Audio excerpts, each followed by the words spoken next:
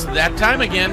If you're a real estate agent and you're looking to finally build a business that creates consistent cash flow, but you're concerned about all the market disruptions, relax. You found your safe haven to learn the secret to success. List you last. Welcome to this week's podcast.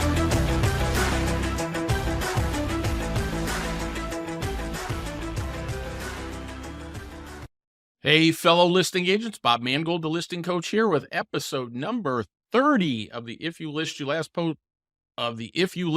You Last podcast. Now, as always, thanks for listening, sharing, and downloading.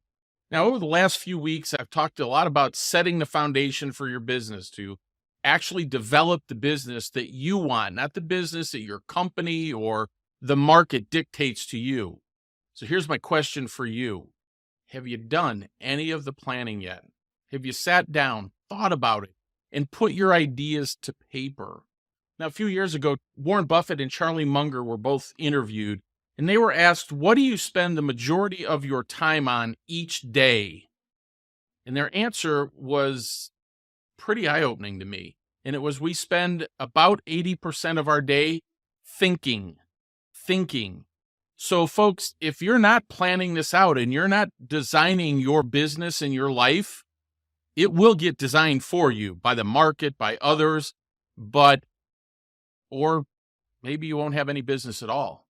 So why not take control of that and spend a little bit of time? Now, over the weekend, I actually created a mind map of what this process looks like. I put it down on paper, and I'm working on it for a certified real estate asset advisor program. So be on the lookout in the next few weeks. I'll be reviewing it in an upcoming Facebook live stream. So make sure you join our Real Estate Asset Advisor Facebook group so you can join in on the conversation or maybe share your thoughts or comments or questions on any of the topics I discuss here. This week, what I want to do is talk about the characteristics and leadership skills needed to build and run a team or a brokerage. We hear that all the time. Hey, I want to start having income coming in from me not necessarily doing all the closings. That's great. There's only two ways to do that. You run a team, or you build a brokerage, or you do something like at the EXP model where you build a brokerage inside of a brokerage. But no matter what, folks, if you want to take and get paid, even though you're not the only one doing all the work, those are your options. So let's get started. So let's jump into this week's mortgage market update. Last week, quite a few things happened, and some of the information that came out that I want to share with you today. So the Shiller Home Price Index and the FHFA Price Index both came out. Now, let me just give you a little bit of a background on that. The home prices continue to gain. The Shiller Home Price Index, which is really the gold standard for appreciation, showed that home prices rose 0.3% in March, rising to another all-time high. Now, the 0.3% gain is the seasonally adjusted number, which takes into account the typical stronger appreciation seen during this time of the year. The non-seasonally adjusted, which is really the figure that I like to work with, rose 1.3% in the month of June. And the reason I like the non-seasonally adjusted is just tell us what the numbers are. Why do we need you to make any adjustments? Just tell us what they are for that month. And that's what they are. But when you start doing adjustments, that's where you get into making the numbers look how you want the numbers to look. Now, Shiller is not a government agency, so they don't really have anything in it in that manner. And they are considered the gold standard. But why not just give us the numbers the way they are? We don't need you to adjust them, whatever they are. Now, prices are up 6.5% year over year, which is unchanged from the previous report. This is just another strong report showing that buying a home still proves to be one of the best investments. Now, the FHFA Housing Price Index, which is different. So the FHFA numbers only does conforming loan buyers. If somebody paid cash or used a government loan, then these are not included in the sales. Why? I guess it gives the government more room to play around with things. So basically, Shiller is all cash, any type of loan, doesn't matter, all purchases. FHFA is only a conventional loan, period. And so, again, don't necessarily love their number as much because Well, it excludes cash and government loans. Government loans are about 35% of all closings right now. Why would you not include those? So based on that, the seasonally adjusted average, again, seasonally adjusted, was up 0.1% or 6.7 year over year. Now that dropped from 7%. Why? Again, you're not counting all of the homes. When you do the non-seasonally adjusted case Shiller, it's 6.5% year over year. So you can see the numbers are still fairly close, but we need to understand why those numbers are different, right? So they only measure the single family on conforming loan amounts, and the numbers changed because you don't have all the government loans in there. Make sense? Now, a couple other things. The monthly housing price index. If you go back 32 years, back to 1991, we keep hearing, oh my gosh, we're never going to be able to get caught up. This prices are going up and it's not affordable. Folks, if you actually follow that graph through and you look at the price of the home compared to the economic numbers and salary and all those other things, it's a little bit higher now, make no mistake. But it's not anything that's out of the norm. What was out of the norm was 3% interest rates. That was outside of the norm. The problem is that the government left it in place for so long that it actually became the norm. And then when we went from 3 to 5 or 5 to 6, now there's all this economic panic when in reality, interest rates are where the 60-year average is at right now. So what I would tell you is we're in an average interest rate market. We're in a strong price appreciation market. So therefore, it still makes sense to buy a home. Now you're seeing inventory creep up a little bit, but still nothing significant. So as I sit here today, I can tell you, I think you'll see a little bit of relief in the mortgage interest rates over the next, say, 30 days or so. And then we'll see what happens through the course of the year. You're starting to see economic numbers slow down, and the JOLTS report came out, and that was lighter than normal.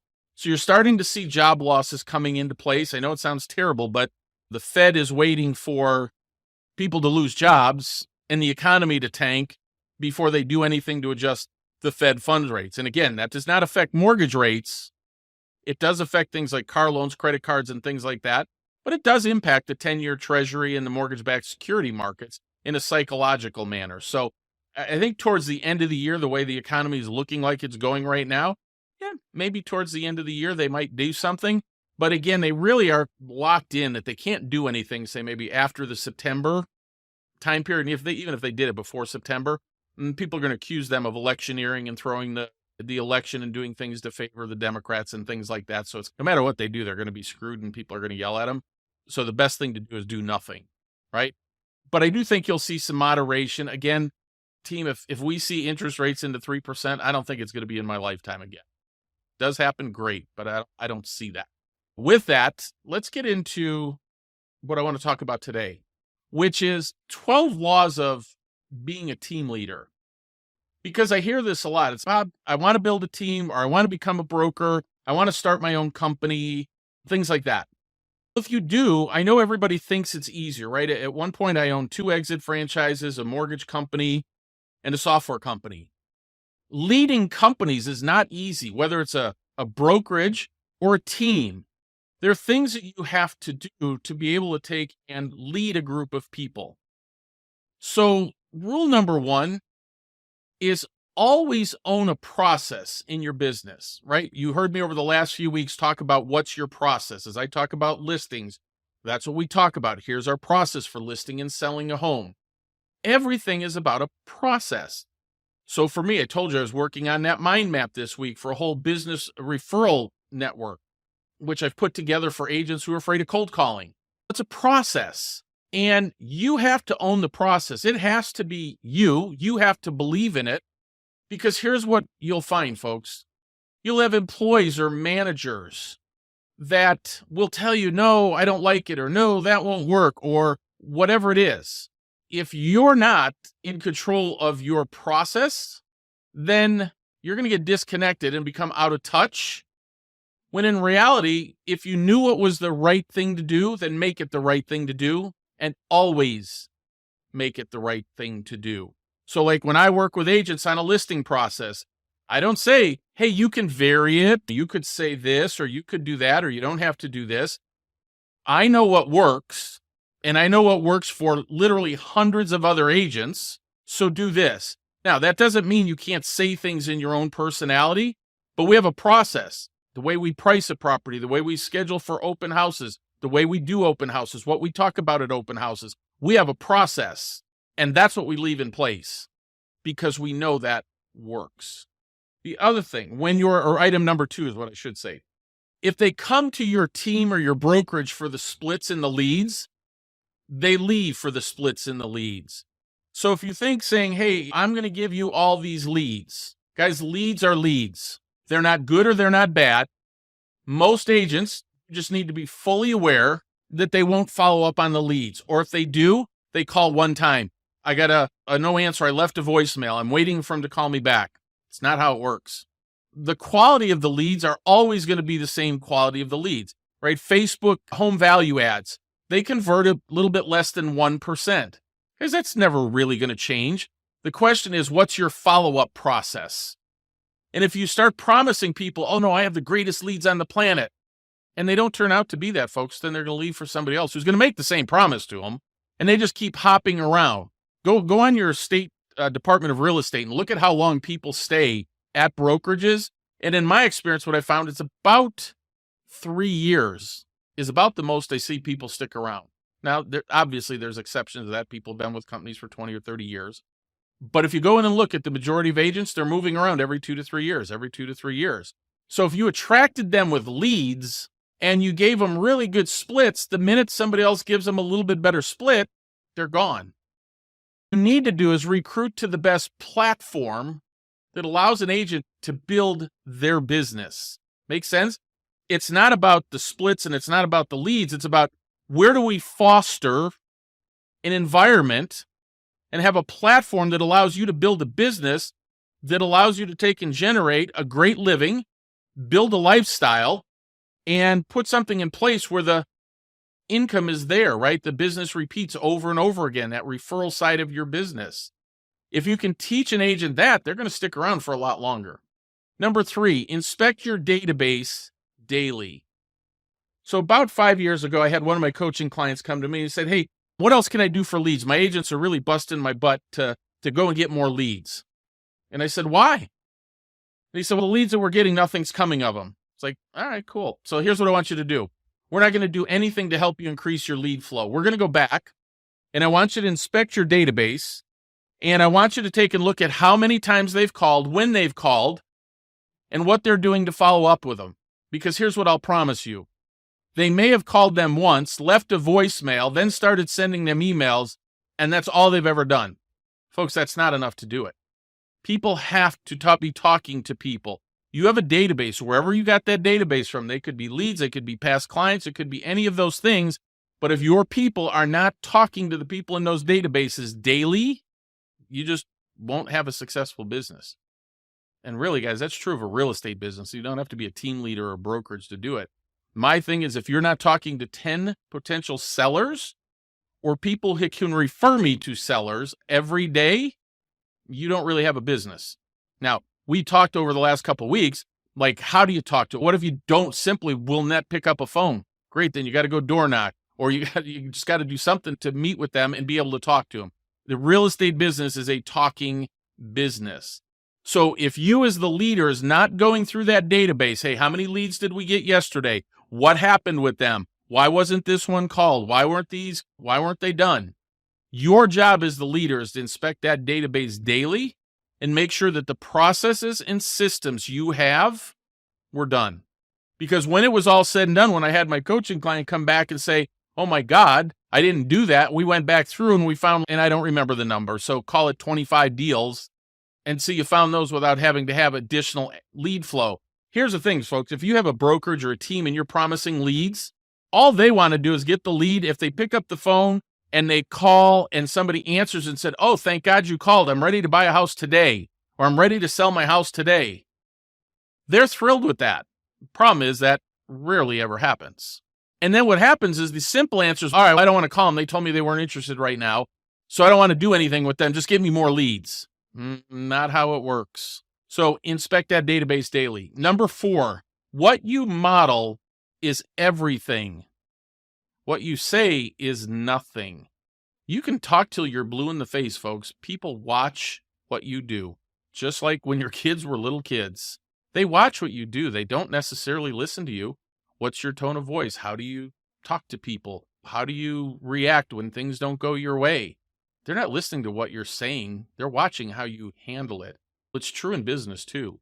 So you need to always remember, you have to be the role model, like it or not. If you said, hey, I want to build a team or I want to have a brokerage, then you accepted that responsibility.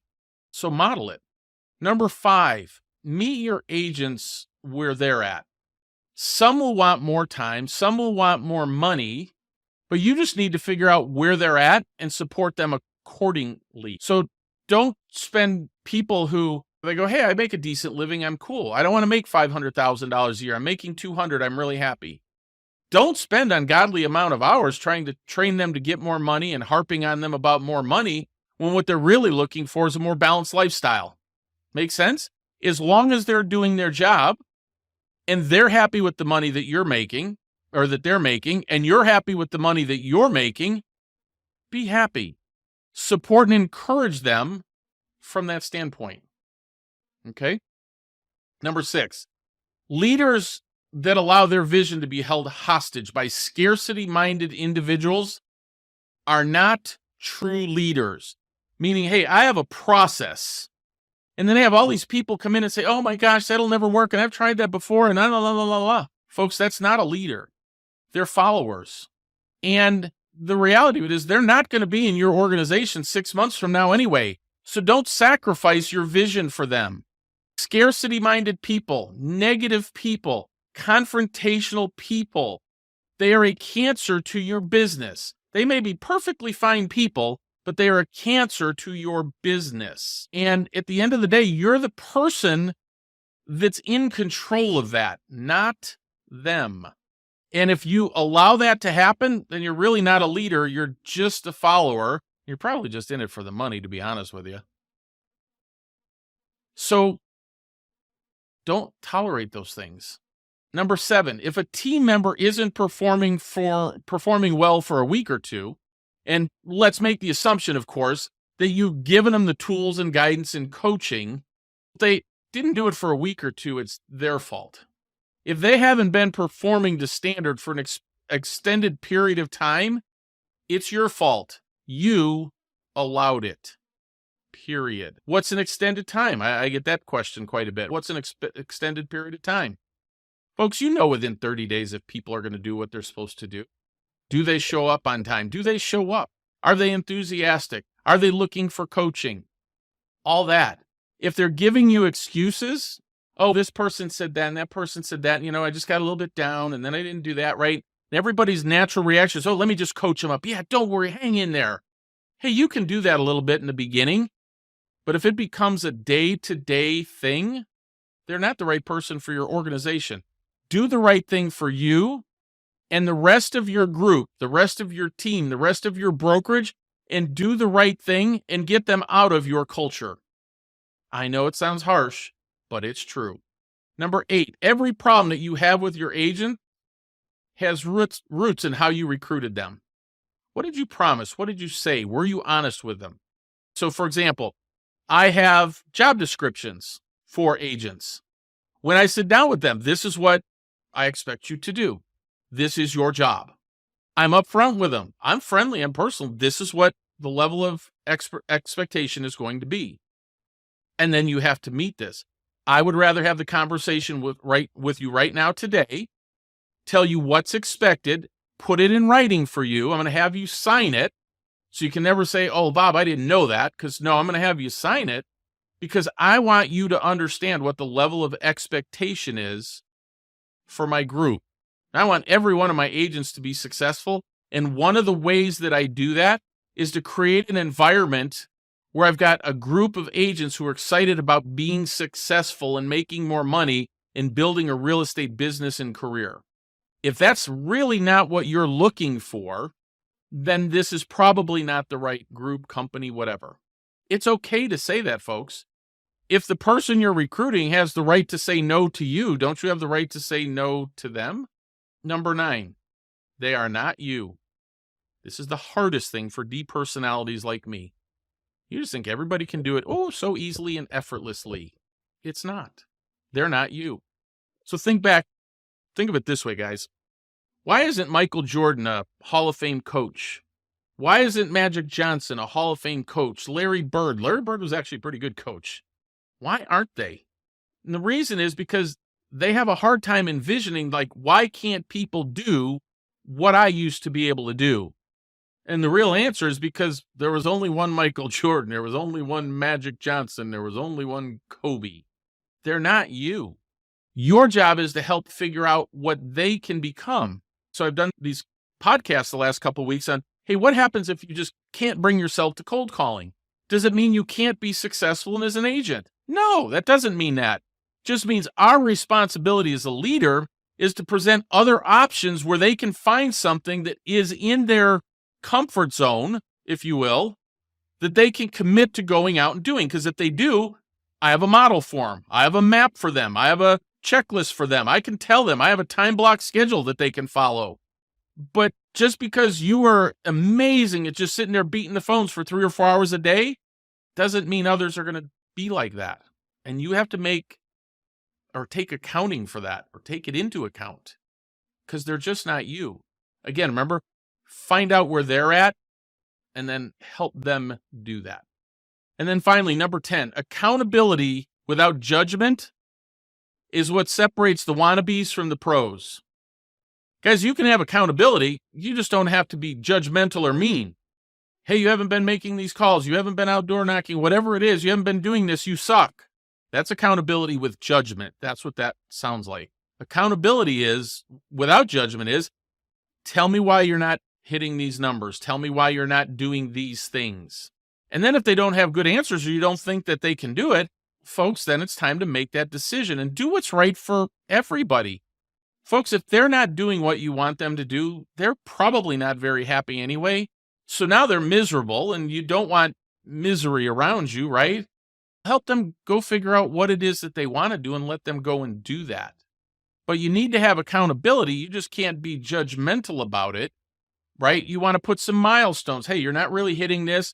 Let's take and put this over the next 30 days. Next week, this is what you have to hit. The following week, you have to do this, et cetera, et cetera.